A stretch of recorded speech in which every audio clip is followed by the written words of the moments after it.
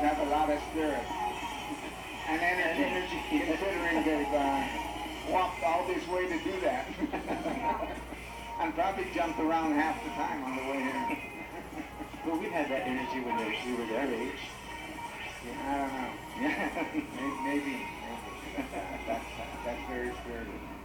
Of course, I used to teach at GW, so I'm very happy to see that energy. Was that the beginning of your education career? Yeah, I taught at GW, and we had the first, talking about, we had the first Chamorro week there in 74, 74. And then everybody started talking, then it went to Chamorro month. Oh, see what you I don't know, pretty soon it'll be Chamorro year, decade. Who knows?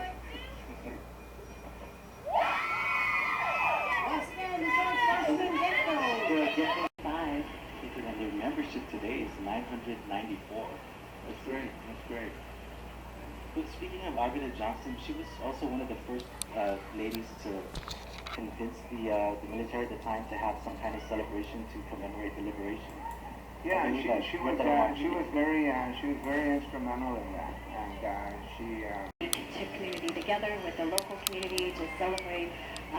This is a really, and look what it's come today, 69 years later.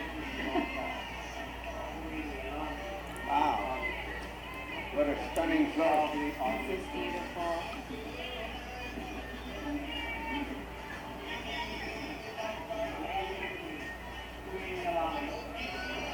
The lead, and because this is my village and it's my name, Santa Rita.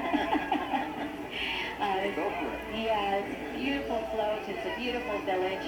It's one of the two villages that doesn't have the name derived from the Chamorro language, the other being Tumuni. But of course, the history of Santa Rita starts in the ancient village of Sumay, a small village on the Roti Peninsula, whose residents were evicted from the village during the Japanese occupation of World War II, before eventually being relocated by the Americans to the current village of Santa Rita to make room for the construction of Naval Station. Well, they've maintained that identity very strongly. They're to be commended for that. Absolutely. Every year during the fiesta, our mayor puts up these banners that say, Viva Santa Rita, Viva Talpo Sumay. So they've definitely done a great job to carry on that legacy.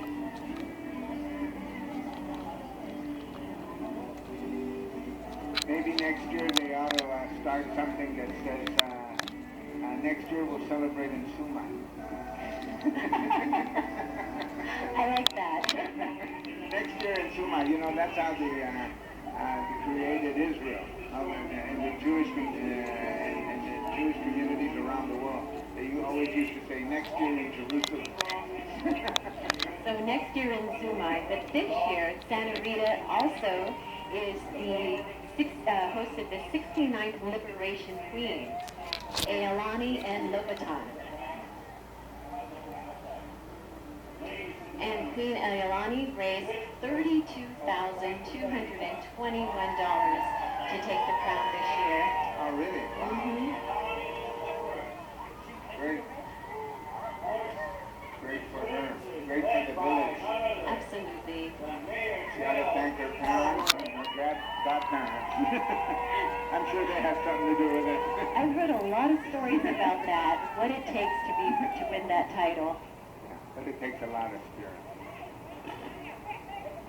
Beautiful. She's still fresh. There are secrets to being a queen, President Really? Underwood. What are those secrets? You mean, is there some kind of special powder you have to put on? I don't know. I don't know about it. It's that regalness that comes on, that Okay, aura. Well, there you go. Guam World, long time ago. Oh, no. Yeah. Gosh, that's not even 25 years ago? Actually, that's exactly right. 25 years. Where was the pageant held? The pageant in London and in Spain. That's where I went to represent Guam. It was an amazing opportunity. It was really interesting because in Spain, everyone thought I was supposed to come out looking Asian. And when the people I dined with said, you look like us. Yeah, you could be from Galicia. Mm-hmm. So Well, that's good. Ladies and gentlemen, So, you know, that's a very proud tradition that Santa Rita. Read it there, she'll let you in. We'll let you in. Not Okay, well, that's good, that's good. Actually, my parents, when they first started teaching, when they first got married, they both taught in Suman.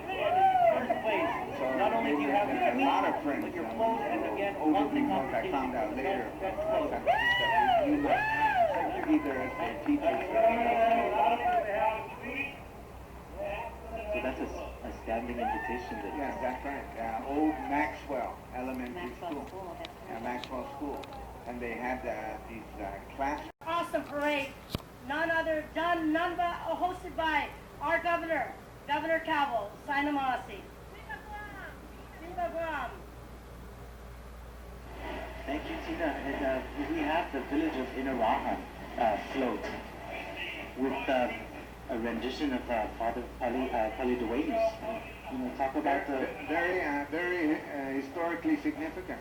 So, you know, that whole, and it's always interesting because, you know, we're actually commemorating an historical event with the Pali Dueñas, and at the same time they're also portraying casts from the ancient Chamorro society in an interesting way. And then they have some people marching along after the float. You know what? Speaking of stories of courage and faith, which is the theme for this year's liberation, he would be the ultimate, I think, the ultimate symbol. He would be the ultimate symbol, and he was those things. Even during the war, you know, he was always, in a way, some people thought that he was actually pushing the Japanese too far, but he would push back. They would advise him to do things, and he would say no. He needed to protect the people, and people should be free to celebrate things. And so he was, and of course he became a lightning rod for a lot of things.